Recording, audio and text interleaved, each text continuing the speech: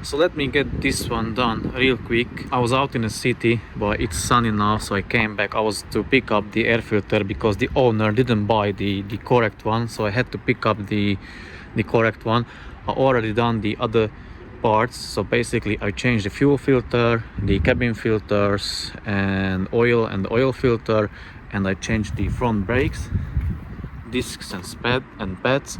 I'm going to do the rears because it is sunny now and I want to get it done as soon as I can, because tonight I'm going to London with my girlfriend. She talked me into it to go to a party or to the club, which I'm really not into, but it is what it is. So I'll be back in a second when I change to work clothes, because as I'm in a, let's say, really nice clothing which you don't really can see quite often with me, so I'll be back in a bit. So I have changed to my work clothes now, and as you can see I have prepared one brake already, so the rear one. The disc is off. So basically what you need to do, first you need to undo the caliper. You can see here the sliding pins. You need a size 7 Allen bit for them to undo, but before you undo them you need to remove these dust caps. So remove the dust caps, remove the caliper, take it off, hang it on the coil spring as I did. Then you need to remove the caliper holding bracket.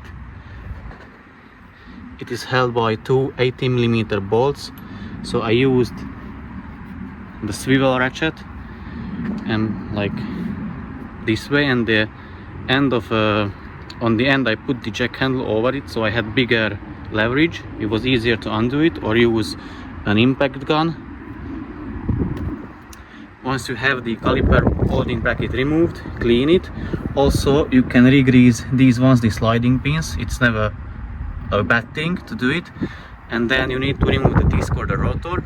Here is a retainer screw. You'll need either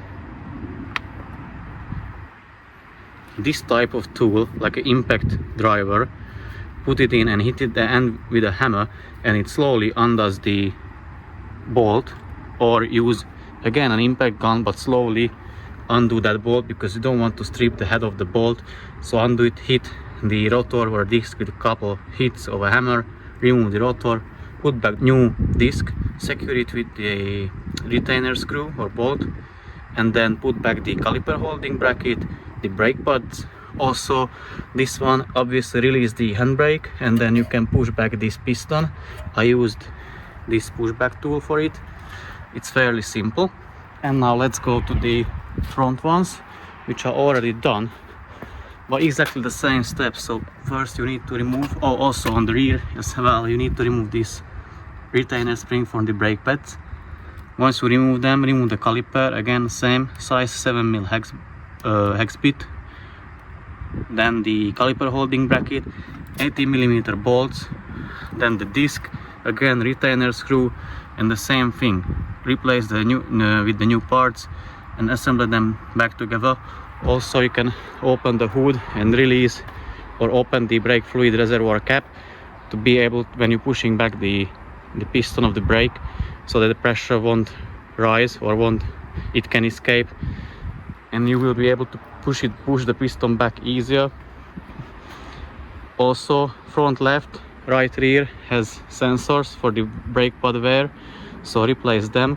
And then don't forget to reset everything in the iDrive on the ECU, so that you've done the service, and then you can go for a test drive, check if everything is working fine properly, and then the job is done.